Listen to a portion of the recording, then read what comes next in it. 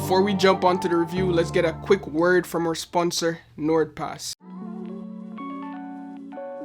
Now, if you're like me and you always forget your passwords or you're tired of clicking the reset my password button, then you should check out today's sponsor, NordPass. NordPass gets rid of all the fuss around password. It autofills forms, remembers an unlimited number of passwords, and even generates complex ones for you. So don't be that person that uses the same password for everything, because it's not safe.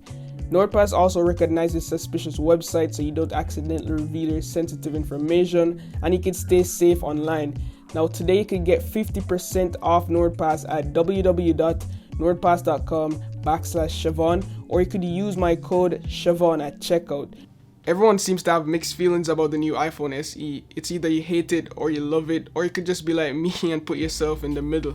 I've only faced a few problems while using the iPhone SE, and that's the screen, the camera, and the battery life. So coming in at 4.7 inches, the display is smaller than the 6.1 inch screen on the iPhone 11, but that may be a benefit to some people because the 4.7 inch size is better suited to one-hand use. So it's easy to use your thumb to reach from the bottom to the top or the corner or anything. I have relatively large hands, so it feels awkward for me personally. Where my issue with the screen comes in is the quality. I can literally see the pixels, and yes, I look at them because I mostly edit my thumbnails for YouTube on my iPhone or iPad or basically any Apple mobile device. So even when scrolling through Instagram coming from the iPhone 11 Pro Max, the images just kind of look I don't know, washed, not really washed out, but you can definitely see the quality difference between, for example, the iPhone 11 or the 11 Pro or the XR or something like that. You could just see the sharpness is just somewhat off.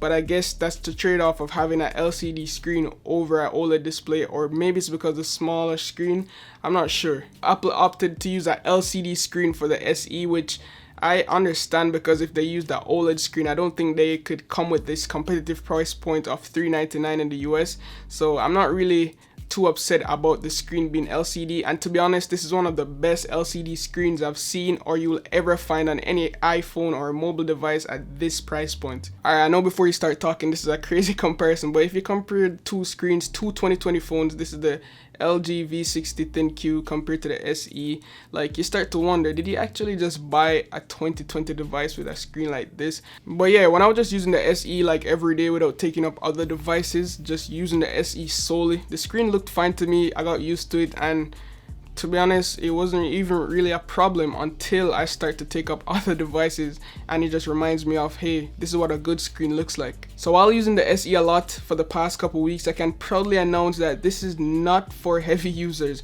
This battery drains out for fun as if it's like a feature. Like, did Apple make a quick drain 2.0 like premium feature for this device or what? But no, seriously, the battery inside the SE is only 1800 milliamp hours, and it's pushing the new beastly A13 chipset, so I can see where all the battery drain is going to.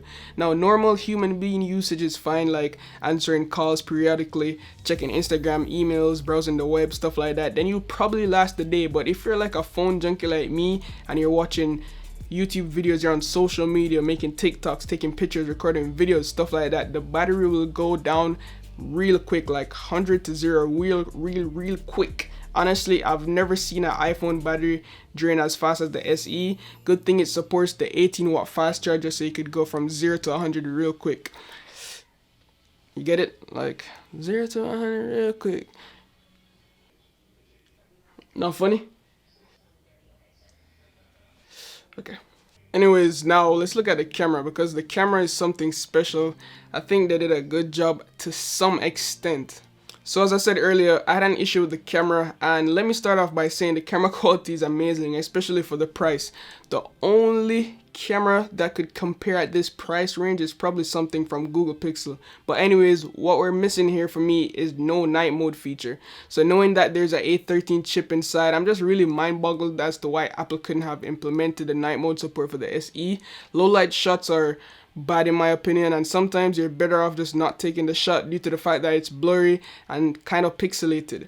Other than that though, the daylight shots are good. In well lit environment, it looks stunning. The SE only has a single lens at the back, which is understandable. Now, Apple has applied a similar AI-assisted approach to the SE, making portrait shots of people look amazing with the single lens. In my test, the portrait shots looks excellent, on par with similar photos taken with the 11 Pro and also the 11 Pro Max, which is the same lens. But Apple has cut costs somewhere, so the SE lacks some features seen on the iPhone 11 and 11 Pro. Specifically, Apple limited its machine-assisted imaging processing, so basically you can't take portrait shots on humans. Also, you don't get the wide-angle feature, and you don't get the telephoto lens, which is understandable because it would cost a lot to produce the lens to attach to the phone. But I just can't like wrap my head around why night mode isn't there, which is a software feature that I think Apple could literally just press a button like it's a toggle. This is what I feel. I feel like they could have pressed the toggle on to enable night mode in the software or the chip or whatever they do, but they just decided to turn it off just because they're Apple and they could just do what they want. So yeah, if we put all those negatives aside and you're comfortable with those downfalls, then this is the perfect iPhone for you. There's not much I can say about the iPhone SE. Apple basically took all the best parts from its expensive iPhones, including a fast computing processor and an excellent camera, and literally squashed them into the shell of an older iPhone with a home button and a smaller screen. Now at the same time, it managed to include useful features that were previously exclusive to the fancy iPhones, like water resistance, wireless charging, and a so-called portrait mode.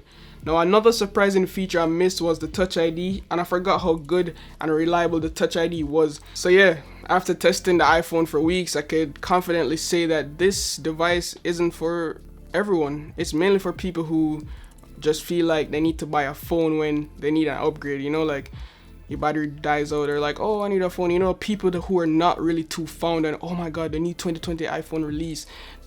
I think this phone is for people who upgrades when they literally need a new phone. So I was thinking of just giving my mom this phone for Mother's Day. Hopefully she likes it. I always tried to give her an iPhone, but she claimed that it was too expensive. So this definitely will be a great gift for her since it's only $400.